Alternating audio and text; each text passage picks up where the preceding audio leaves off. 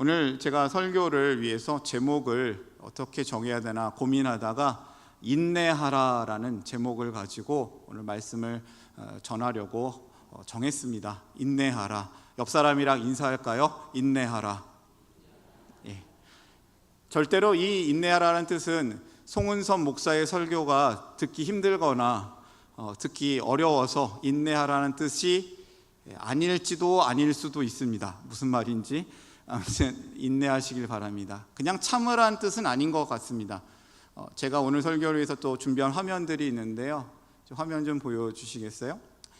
오늘 말씀이 너희가 인내가 필요하다는 말씀이죠. 너희에게 인내가 필요함은 너희가 하나님의 뜻을 행한 후에 약속하신 것을 받기 위함이라, 이 말씀인데 이걸 좀 더 쉽게 풀이하면 이런 뜻이 될 수 있습니다. 인내하십시오.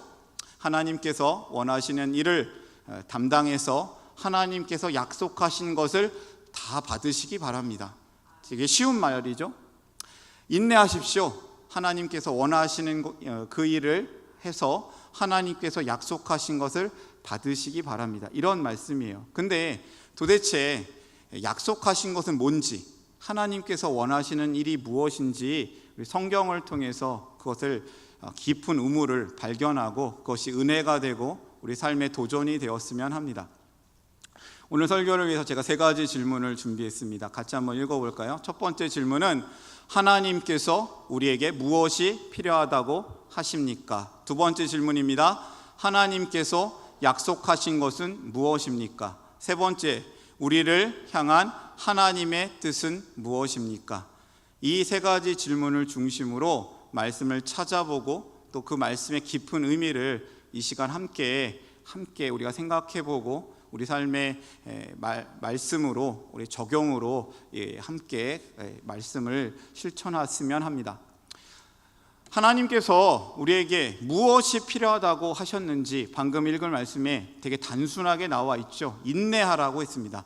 너희에게는 인내가 필요하다. 믿는 성도들에게 인내가 필요하다. 그것은 너희가 하나님의 뜻을 행한 후에 약속하신 것을 받기 위해서 필요한 것이다. 이렇게 말씀하고 있습니다. 그래서 인내를 다시 요약하자면 하나님께서 약속하신 그것을 받기 위해서 하나님께서 원하시는 그 일을 하는 것입니다. 그러면 우리가 약간 조건적인 것 같지 않습니까? 하나님께서 약속하신 것을 받으려면 하나님께서 원하시는 일을 하면서 잘 감당하면서 인내해야 된다는 조건이 붙어 있습니다. 저는 이 말씀 안에는 조건적인 복이라고 우리가 오해할 수 있는데, 조건적인 복이 아니라 하나님께서는 우리에게 일방적인 하나님의 은혜로 복을 주셨는데 우리에게 원하시는 삶이 있다는 것이죠. 그리고 하나님께서 약속하신 그것을 받을 때까지는 하나님께서 원하시는 그 일을 담당하는 것이 옳다라고 전해주시는 겁니다.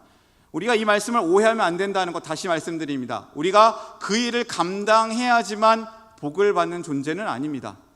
근데 이 히브리서 10장 36절은 하나님께서 우리에게 원하시는 삶이 있다는 것이죠. 여러분, 하나님께서 약속하신 것, 하나님께서 원하시는 일, 이 2가지 일 가운데 어떤 관계가 있겠습니까? 그건 바로 성도의 사명입니다. 성도의 사명이 있다는 거예요.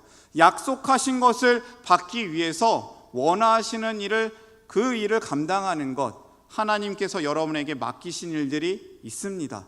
그 사명을 잘 감당하시기를 바랍니다. 그리고 그것을 인내하시기를 바랍니다. 오늘 주시는 하나님의 말씀이죠.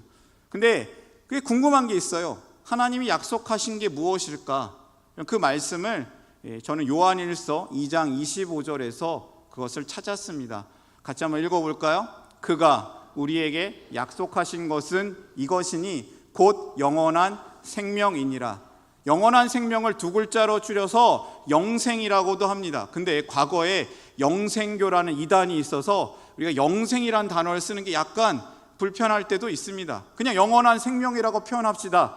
하나님께서 약속하신 건 영원한 생명입니다. 영원한 생명, 그 영원한 생명은 믿음으로 받는 선물인 것을 우리는 믿습니다.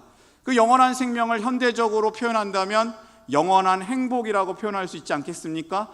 진정한 행복이라고 할 수 있지 않겠습니까? 참된 행복이라고 할 수 있지 않겠습니까? 하나님께서 우리에게 약속하신 게 있습니다. 그거는 영원한 생명입니다. 그것은 영원히 변하지 않습니다. 그 영원한 생명을 우리에게 주시기로 약속하신 것이죠. 그 생명은, 영원한 생명은 조건부로 주신 건 절대 아닙니다. 그런데 하나님께서 우리에게 원하시는 삶이 있을 뿐입니다. 하나님께서 원하시는 일에 대한 생각을 해봤습니다. 그 일이 도대체 무엇일까요? 그냥 두리뭉실 하나님께서 무엇을 원하실까요? 내가 원하는 한 가지, 나 주님의 기쁨이 되는 것. 여러분 이런 고백하지 않습니까? 그건 바로 이 나라, 이 땅 가운데 하나님의 나라가 임하여지는 것을, 그것을 감당하는 사역이라고 저는 생각합니다. 이 땅에서 하나님을 믿는 성도가 감당해야 될 사역이 있다면 그건 하나님께서 가장 원하시는 일이 될 수 있을 것입니다. 오늘 말씀을 마지막 질문입니다. 벌써 마지막 질문이니 여러분 되게 표정들이 밝아지시는데요. 이 질문을 읽고 말씀 한번 같이 읽겠습니다. 우리를 향한 하나님의 뜻은 무엇입니까? 성경 말씀도 같이 읽어볼까요? 로마서 12장 2절에서 저는 이 질문의 답을 찾았습니다. 같이 읽을게요. 너희는 이 세대를 본받지 말고 오직 마음을 새롭게 함으로 변화를 받아 하나님의 선하시고 기뻐하시고 온전하신 뜻이 무엇인지 분별하도록 하라. 여러분 로마서에 대한 이야기는 제가 전에도 말씀드린 적이 있지만 마치 새롭게 지금 듣고 계시는데, 로마서는 16장까지 있고 1장부터 11장까지는 교리에 관한 내용입니다. 하나님이 누구신지, 예수님이 누구신지, 구원이란 무엇인지 이야기를 하다가 12장부터 적용적인 부분을 얘기하는데, 어떻게 살까를 이야기하는데, 바로 처음부터 이런 얘기를 하는 거죠. 너희는 이 세대를 본받지 말고 오직 마음을 새롭게 함으로 변화를 받아 하나님의 선하시고 기뻐하시고 온전하신 뜻이 무엇인지 분별하도록 하라라고 했습니다. 그럼 이 세상을 본받지 말라는 말이 여러분 구체적으로 무엇일까요? 제가 이 시간 그것을 많이 설명할 수도 있지만 짧게 앞에 화면에 나와 있는 대로 설명을 드리자면, 이 죄 많은 이 세상은 가만히 두면 악한 길로 가는 것입니다. 물질주의가 그렇습니다. 적자 생존, 승자 생존이라는 그 원리가 그렇습니다. 악육강식이라는 얘기 들어봤지 않습니까? 약한 자는 잡아먹힙니다. 강한 자는 먹습니다. 포스트 모더니즘 가운데 절대 진리는 없다고 말합니다. 이런 악한 세대 가운데 여러분 그 악한 세상을 본받지 말고 하나님의 가치관을 가지고 하나님이 주신 그 말씀의 가치관으로 살라는 것 아니겠습니까? 그래서 그것을 비유적으로 소금과 빛으로 살라라고 하신 것이죠. 이 세대를 본받지 말고 변화를 받아서 하나님이 선하시고 기뻐하시고 온전하신 뜻이 무엇인지 분별하도록 하라. 그리고 나서 이 앞에 말씀에 거룩한 산 제사로 드리라는 말씀으로 로마서 12장은 그 말씀을 우리에게 전해주고 있습니다. 여러분 우리를 향한 하나님의 뜻이 무엇입니까? 이 세대를 본받지 말라는 겁니다. 악한 이 세상을 본받지 말라는 겁니다. 시대가 원하는 대로 흘러가지 말라는 겁니다. 느낌 그대로 그냥 느낌 가는 대로 살지 말라는 겁니다. 오직 진리이신 하나님 말씀을 붙잡고 이 세대를 본받지 말고 변화를 받아서 하나님의 백성으로 백성답게 살라고 말씀하셨습니다. 제가 지금까지 전한 말씀이 하나님이 주신 우리에게 주시려는 마음이죠. 근데 이 말씀이 우리에게 버거울 때가 있습니다. 아무리 살아도 그렇게 살려고 해도 쉽게 세상은 변하는 것 같지 않고 우리 삶은 점점 더 어려워지고 악한 세상에 매몰되는 것 같고 너무나도 힘이 듭니다. 그 힘이 드는 가운데 하나님께서 주시는 말씀이 다시 한번 첫 번째 질문으로 돌아가면 인내하라고 말씀하고 계신 겁니다. 인내하라. 그냥 인내하라는 게 아닙니다. 제가 영상을 하나 준비했는데요. 영상을 하나 볼까요? 자, 여기 나오는 대나무는 모소 대나무라는 대나무입니다.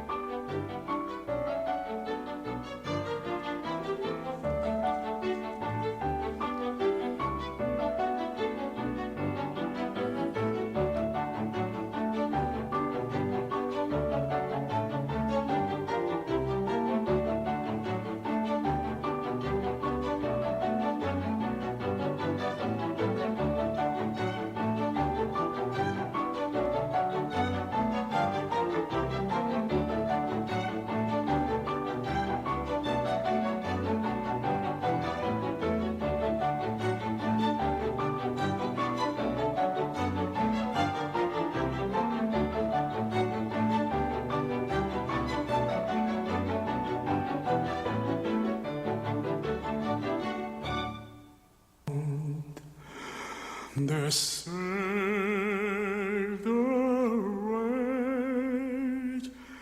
like me. I once was lost, but now I'm found. Was blind, but now I see.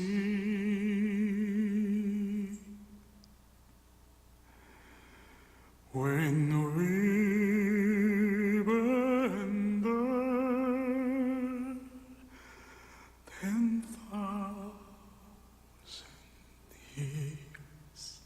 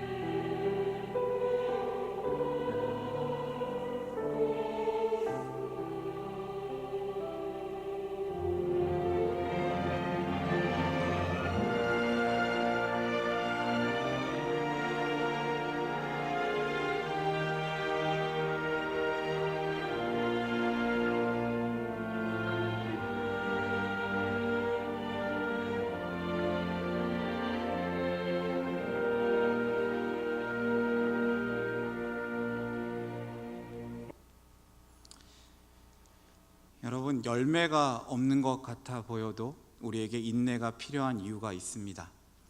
4년 동안, 5년 동안 열심히 전도했는데 한 명도 교회로 인도하지 못했습니다. 때로는 내가 정말 한 명의 영혼을 위해서 5년 아니 몇십 년을 기도했는데 전혀 변화가 없는 것 같고 너무나도 힘이 든 눈앞에 보여지는 아무런 결과가 없는 것 같아 보여질 때도 있습니다. 그런데 여러분, 하나님의 사명자가, 사역자가 거기에서 실망하고 포기해서는 안 되는 이유가 있습니다. 여러분, 믿음의 뿌리라는 것은 눈에 보이지 않는 하나님의 놀라운 사역인 것입니다. 하나님의 사명을 성실하게 담당하는 성도의 삶에는 언젠가 있을 반드시 믿음의 성장이 있기 때문입니다. 여러분, 포기하지 마십시오. 지금 서 있는 자리에서 내가 하는 이 사역들이 아무런 열매가 없는 것 같고 아무런 변화가 없는 것 같고 성장이 없는 것 같아 보여도 여러분, 믿음의 뿌리 내리는 시간이 5년짜리도 있고 10년짜리가 있을 수도 있고 아니 20년이 넘을 수도 있다고 저는 생각합니다. 여러분, 열매가 없는 것 같아 보여도 우리에게 인내가 필요한 이유가 있습니다. 여러분, 믿음의 퀀텀 리프, 믿음의 폭발적인 성장이 언젠가 있을 것입니다. 그런데 그때까지 우리에게 해야 될 일이 있습니다. 잘 버티십시오. 잘 인내하십시오. 내가 비록 하는 일들이 화려하지 않고 내가 하는 일들이 정말 남들이 보기에는 정말 열매 없어 보일지라도 하나님은 아십니다. 하나님께서 아십니다. 하나님께서 그 언젠가 여러분의 사역의 현장 가운데 열매를 주실 줄 믿습니다. 모두에게 열매가 있는 건 아닙니다. 끝까지 포기하지 않고 뿌리를 5년 동안 10년 동안 내린 그 믿음의 뿌리가 있는 사람에게 그 열매가 있는 것입니다. 여러분, 제가 말씀을 마무리하기 전에 이 얘기를 드리고 싶습니다. 구원과 믿음에는 세 가지 시제가 있습니다. 성경에 나오는 구원, 믿음에 관한 이 동사에는 세 가지 시제가 다 있습니다. 그건 바로 과거형입니다. 과거에 언젠가 예수님을 믿어서 구원받은 사람이 되었습니다. 그런데 거기서 멈춰 있는 사람들이 많을 때가 있습니다. 그러면 안 됩니다. 언젠가 이루어 주실 하나님께서 두렵고 떨림으로 구원을 이루라고 하셨는데 그 미래에 이루어질 구원을 바라볼 때 우리는 그냥 가만히 있어야 되는 존재가 아니라 현재 진행형 믿음을 가지고 두렵고 떨림으로 구원을 이루시는 성도가 되셔야 합니다. 그래서 우리에게 인내가 필요합니다. 오늘 말씀을 정리하겠습니다. 하나씩 읽어볼까요? 하나님께서는 영원한 생명을 약속하신다. 그 영원한 생명을 누리시길 바랍니다. 하나님 나라의 영원한 행복을 소망하시길 바랍니다. 죽어서 경험하는 게 아닙니다. 지금부터, 이 시간부터 그 영원한 생명, 영원한 행복을 누리시기를 부탁드립니다. 하나님께서 원하시는 삶이 있습니다. 이 세상 가운데서 성도답게 사는 것이 그것입니다. 인내하며 승리하시기를 바랍니다. 인내하며 승리하시기를 바랍니다. 세 번째, 믿음의 인내는 하나님 나라의 사명입니다. 하나님 나라 사명입니다. 맡은 사명 잘 감당하면서 믿음을 지키시길 바랍니다. 잘 버티시길 바랍니다. 주님의 이름으로 축복합니다. 옆 사람이랑 인사하겠습니다. 잘 버티십시오. 버티세요. 좀 나보다 좀 어린 분이 계시면 이렇게 얘기하세요. 버텨 좀. 그만두지 말고. 연말이라 내년이면 그만두겠다는 사람들이 너무 많습니다. 제가 목사로서 가끔 솔직하게 얘기합니다. 불신자 전도하는 것보다 더 힘듭니다. 제발 그만두지 마시고 잘 그 자리를 지켜나가시길 바랍니다. 또한 물려줄 때가 필요하면 그때는 물려주십시오. 여러분, 사명 잘 감당하시기를 주님의 이름으로 축복합니다.